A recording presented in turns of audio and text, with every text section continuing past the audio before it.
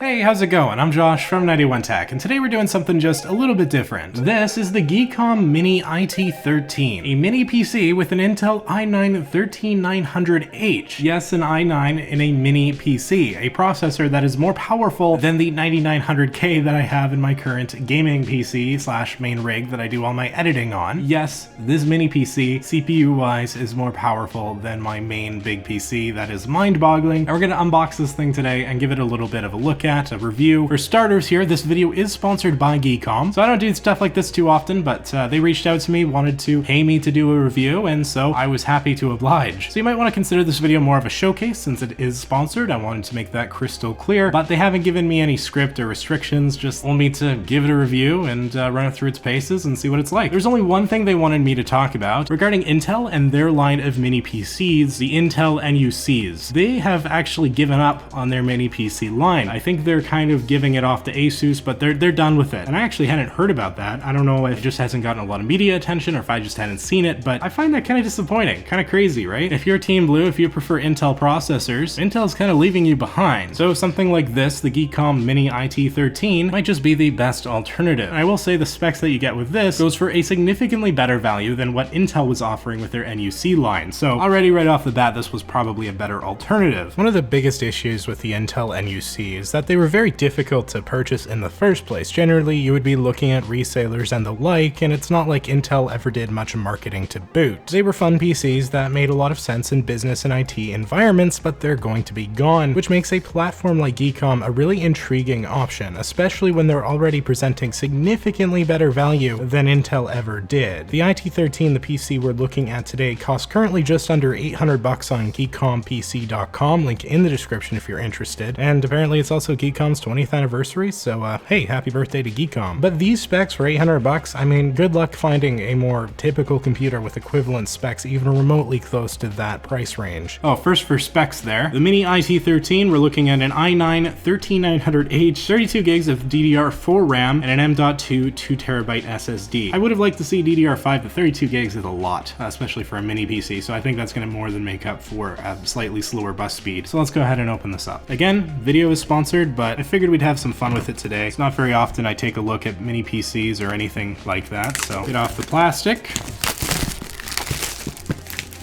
Lovely. First off, premium feeling box. You can see on the side already it's got i3, i5, i7, i9, so they've got a wide array of options. I am very interested to try this out because I've only tried out Ryzen mini PCs mostly. Actually, no, there was one Intel one, but it was like an i5 for minis form, I think. Ryzen's really taken over this market, so if you're Team Blue, there's not a lot of great options, and this might be one of the best. So mini PCs are obviously a niche. It's a very mini market, if you will. You're welcome for that. GEEKOM is paying me for my jokes, I think. But there is genuine use cases for it, whether you don't have a lot of desk space, or I think in an office environment, these make a lot of sense where maybe there isn't a lot of desk space and you've got a lot of people crammed into, you know, a room with only so many desks or whatever. I think a mini PC makes a lot of sense for that. So something like this is going to be hard to beat, especially on the Intel side. I'm quite curious to see how this performs with gaming and stuff. Graphics on Intel generally isn't going to be as good as Ryzen, but this is an i9. It's going to do pretty well on most things. For production purposes, it would be a powerhouse. I mean, it's a very powerful processor in this thing. It's probably like 20% faster than my current PC's processor, and that is a full-on gaming PC. My cooler plus its big radiator is bigger than this PC. Yeah, it's kind of mind-boggling when you think about it, but anyways,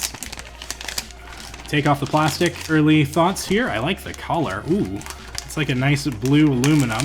I've got the green screen, so the coloring might be kind of weird, but it is a nice blue, and I'll get some B-roll of it. Very nice. You got the plastic here. Ooh, I like that sound. Like it. Yeah, I think this outer shell here is plastic, but it's definitely got some metal within it, within the build. It feels pretty nice. Okay, yeah. Okay, that pops off pretty easy. Just got some clips, comes off fairly easy, and then you've got easy access to the internals from there. For now though, I'll pop this back on. For I/O already, you've got lots of options. HDMI, USB-C, Ethernet, USB, 2 HDMIs, that's nice. 19-volt power adapter port. Oh hey, there's an SD card slot here. I really like that. I don't think the other mini PCs I've looked at have had that. That's awesome, especially if you're using this for something like Photoshop or whatever, which, I mean, it's gonna be powerful enough for it. That's great. Okay, so far so good. Let's see what else is in the box. Got a little thank you here, very nice. Dear customer, thank you for purchasing our products. We hope they serve you well. Well, this is nice. How many companies give you like a thank you letter? That's pretty cool. Apple gives you like a slap in the face and a single Apple sticker these days. Okay, so there's that.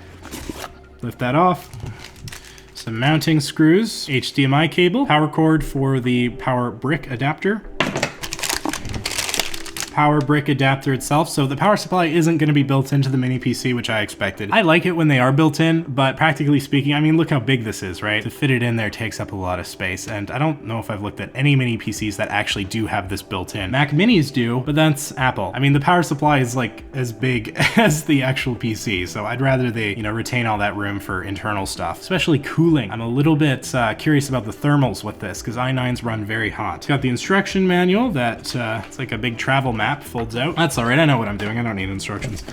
And then we've got some mounting stuff here. Very awesome. Okay. All right. So that's the PC. Pretty simple, straightforward. I'm going to set this thing up, take a look at it. We'll do some playing around with it, maybe try some games for fun, even though can't expect too much from it. But so far so good. Unboxing experience was exactly as I would hope. It actually comes with stuff, unlike certain companies, one company in particular. So I've set up the PC and that went really smoothly, just typical Windows 11 stuff. Nice thing about a PC from a company like this, you get absolutely zero bloatware. No pre-installed applications, no background processes, antivirus that basically act like viruses, none of that. It's clean stock Windows 11 like you installed it straight from the ISO yourself. You wouldn't even know that it wasn't a custom build. Were it not for in settings, you can see the manufacturer is GEEKOM, and when booting, the logo shows up briefly. Otherwise, this is as clean as it gets, which is great to see. So I went ahead and installed Steam and some games. A computer like this is definitely not made for gaming. In fact, it's about the one thing it's really not good for. The CPU is extremely powerful, but the lack of graphics card is going to hurt it massively. Doesn't mean it can't play games, but if you want a gaming machine, I definitely would want to turn elsewhere. Even so, this thing is still a bit of a powerhouse when it comes to less graphically intensive stuff, including, I would say, even some video editing, but also things like Photoshop, animating programs, huge Excel spreadsheets. It's gonna crush that stuff no problem. And when it comes to the smaller things, web browsing, YouTube, and the like, you name it, it's going to be extremely fast. Also, thermals for this thing seem really good to me, even under load. I wasn't seeing it climb too much higher than like 70 Celsius, which is very good. So I was very happy to see that. It's actually quite impressive considering how small this PC is, and it is very small if that wasn't clear. And looking at some games here, as long as your expectations are fairly set, the GEEKOM Mini IT13 actually does end up being good enough for some stuff at least. Obviously, either very old or lightweight games like Stardew Valley are going to be the ideal, but you can get some middling performance for more intensive games too. Halo Infinite, for all its flaws, can still be a good time, and at 1080p I was getting 30 FPS, no problem. It was very playable, but I would like to see that get up to 60 FPS. It's not a very well optimized game, which definitely doesn't help things, but if I'd knocked down that resolution, maybe could have gotten at least closer. I ran the Cyberpunk 2077 benchmark just with the settings it defaulted to, which was mainly low across the board, and the results seem to be between 15 to 30 frames per second. Honestly, with some optimization magic and modding, I think this game could be playable. It definitely won't look amazing, and like you can see here, it's on those lower graphic settings, but a game like Cyberpunk being even remotely playable, that's not something I would have expected to be doable so soon. And a Ryzen chip will do better, as I've experienced myself, like using the Ryzen 780M graphics, which was really impressive for an integrated solution. Intel just isn't quite there right now, but mini PCs, again, they're not what you're looking at when it comes to gaming anyways. If you are interested in pushing your mini PC to some gaming limits, and you don't want to use an external graphics card, which is always an option, I would definitely look at something from Ryzen. Even GEEKOM has a good selection of Ryzen processors and things, so that's the way you would want to go. But this thing did perform well enough that I'm comfortable saying that it is a very powerful computer capable of almost anything, really just not gaming, and then pretty much anything else you're probably able to do. And so I don't actually have a whole lot more to say with this video. Again, it was maybe more of a showcase than a review as it was sponsored. I'm impressed with this PC, and I'm impressed that you could put an i9 in such a small machine for such a reasonable price tag. I wasn't joking, this is a more powerful CPU than what is in my current main rig that I'm recording this on right now, right? The 13900H versus the 9900K. According to user benchmark, which has its issues, but I think is pretty good with Intel processors, it's like 10 to 20% faster in most benchmark scores. And not only is that a mobile chip, but it's one that's in a mini PC smaller than my cooler. You know, you can't make this stuff up, it's crazy. So there is some absurd value, and if you are a fan of mini PCs, Intel is leaving you behind, but there are still options on the market, some very good options. If you do prefer Intel processors, the GEEKOM Mini IT13 here, I don't think you're gonna get much better than it for the price point. Definitely worth looking at, and again, link is in the description. And with that, I think we're right about done here. Huge thank you to GEEKOM for sponsoring this video. It is a huge help for the channel. I definitely cannot thank them enough. Happy birthday to them, their 20th anniversary, and also they've got some sales on for that and that kind of good stuff if you want to check that out. And thank you so much for watching. I hope you found the video interesting, and if you did, maybe hit that like button. Consider subscribing for more tech content. And with that all being said, thanks again for watching. I'm Josh from 91 Tech, and I will see you all next time.